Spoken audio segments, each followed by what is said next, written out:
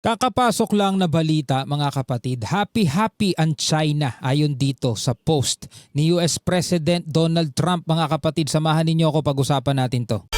I'm just a young nigga chillin' on it.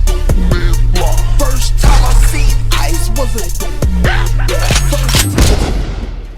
Dito sa isinare na post ng The White House, no, ibinahagi nito ang post sa socials ni US President Donald Trump. And basahin natin mga kapatid. Sabing ganon, China is very happy that I am permanently opening the Strait of Hormuz. Sabing ganon mga tol. Kasi alam naman natin ang China ang isa sa mga nakikinabang dito sa Strait of Hormuz. Hindi lang tayo mga tol, kahit etong malaking bansa na to ng China is nakikinabang dito. And in fact, ayon nga sa mga report mga kapatid, ang China ang biggest buyer ng langis ng Iran mga tol.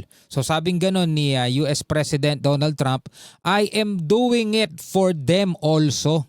No? Yung pagbubukas daw nitong Strait of Hormuz ay ginagawa din ni US President Trump para din daw sa China and the world. Sabing ganon, this situation will never happen again. They have agreed not to send weapons to Iran.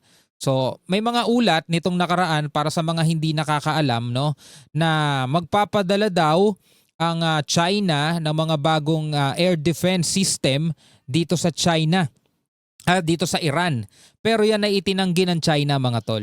No, sinabi nila hindi daw totoo yon, ganyan-ganyan. Pero sabi rito ni US President Trump, pumayag daw, nag-agree ang China na hindi magpapadala ng armas dito sa Iran. President Xi will give me a big fat hug when I get there in few weeks. Kasi nga magkikita sila di ba? Magkakaroon sila ng pagpupulong. We are working together smartly and very well. Doesn't that beat fighting, no? But remember, we are very good at fighting if we have to. Far better than anyone else, President Donald J. Trump. Sabing gano'n, no? So parang, di ba maganda yon na magpupulong sila at dahil doon hindi na sila mag-aaway, sabing gano'n. Hindi na sila, kumbaga, katulad ng mga nababalita nitong nakaraan na posibleng pumasok pa ang China sa gera kapag naapektuhan yung kanilang shipment ng oil dito sa Strait of Hormuz dahil nga sa ginagawang blockade nitong Amerika. Pero sabing gano'n ni Trump, no, bibigyan ako ng yakap nito ni Xi Jinping kapag pagkapunta ko doon sa kanila, no, nitong mga susunod na linggo. No, we are working together smartly and very well. Doesn't that beat fighting, no? But remember, tandaan daw natin mga kapatid, magaling daw ang Amerika sa pakikipaglaban. And sila daw ang pinakamagaling kahit kanino, no? Ano ang inyong masasabi tungkol dito mga tol? Kasi meron ding report mula rin naman dito sa Fox Business, power warning, US claims it can crush China's economy at any moment. Ito'y bagong balita lang mga tol. Ito'y lumabas ng April 16, 2026 mga kapatid. So today lang din to lumabas. Yan, no? Sabing gano'n, no? Representative Carlos Jimenez, RFLA, joins Varnienko to weigh in on President Donald Trump's reported exchange with China's Xi Jinping, warn against trusting Beijing's claim on Iran and outline how US energy leverage could pressure adversaries abroad. Panoorin natin to mga kapatid, bahagya lang naman to About letters between him and China's President Xi Jinping. I want to get your take on China and how this shift in oil, particularly because of Iran, particularly because of Venezuela and what you've done, even your comments on Cuba. He's somebody that needs oil. We don't. He's somebody I get along with very well. He just wrote me a beautiful letter. He responded to a letter that I wrote because I had heard that China is giving weapons to, I mean, you're seeing it all over the place, to Iran, that China's Did he say giving he's weapons. giving them? Yeah, and I wrote him a letter asking him not to do that. And he wrote me a letter saying that essentially he's not doing that. Okay, so sinulatan daw mga tol ni US President Donald Trump si Xi Jinping dahil nga kumakalat ang mga report, 'di ba, na magpapadala ng armas itong China dito sa Iran. Yan ay tinanggi na ng China, di ba? Sinabi nila ang kanilang hangarin daw ay magkaroon ng kapayapaan. So ang ginawa daw ni Trump, siya mismo nagkikwento nito, is sinulatan niya daw si Xi Jinping at sinabing, huwag kang magpapadala ng armas sa Iran. At sinabi ni Xi Jinping na hindi nga siya magpapadala ng armas, no? Si Trump na mismo nagkikwento, ah. Florida Congressman Carlos Jimenez joins me now. Congressman, on Truth Social earlier today, the president said China halted sending weapons to Iran. What do you expect from his meeting with Xi Jinping next Halted, ibig sabihin tinigil. month?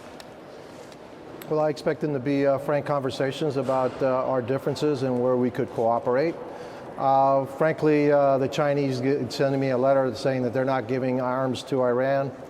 I don't believe that for a second. You know, I got to Hindi daw siya naniniwala dun sa sinasabi ni Trump, no? Ito yung pinost ni Trump, eh. Ito yung binasa natin kanina, di ba? China is very happy that I am permanently opening the Strait of Hormuz. I'm doing it for them also and the world. This situation will never happen again. verify to make sure it's true. But again, we do have a stranglehold right now on Chinese energy, since we do have this blockade in the Strait of Hormuz. So right now we've got all the cards, and China doesn't have too many. So we'll see what happens with that meeting. I don't particularly trust the Chinese in any way, shape, or form. And Okay, so hindi daw siya nagtitiwala sa China, no? Sa Chinese, no? especially not Xi Jinping. Especially not Xi Jinping. You don't trust many foreign leaders at all, do you? I don't think you do. No, I do. They're just I just have a problem with dictators, Stu. I just don't trust them. Okay.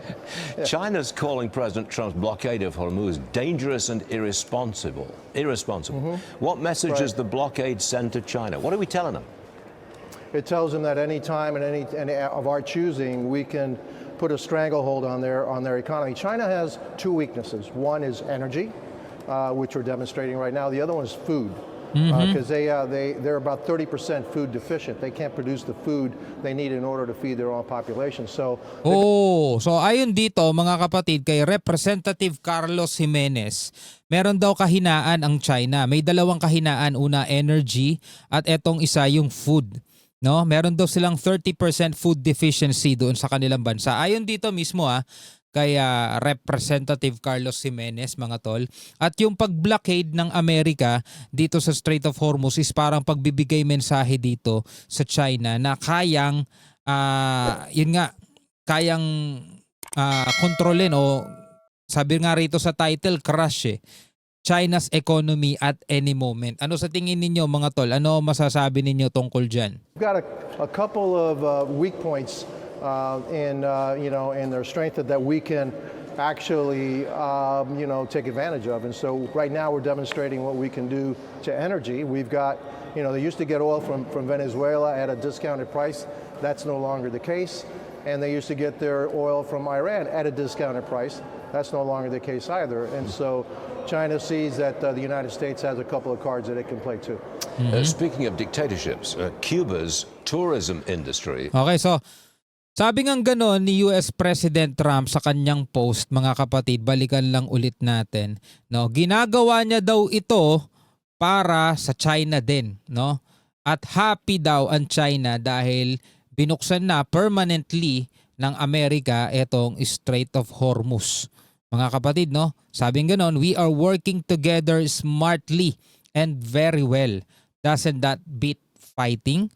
But remember, we are very good at fighting if we have to. Kumbaga parang semi-babala na rin to mga tol, no, sa China kung sakaling maikipag-away sila sa Amerika. So pwede kayo magbigay ng inyong sariling komentaryo at sariling opinion sa comment section sa ibaba. Ano ang inyong masasabi tungkol dito? Comment na lamang kayo sa ibaba mga tol. Hanggang sa muli, ako nga pala si Shobal D. Peace out.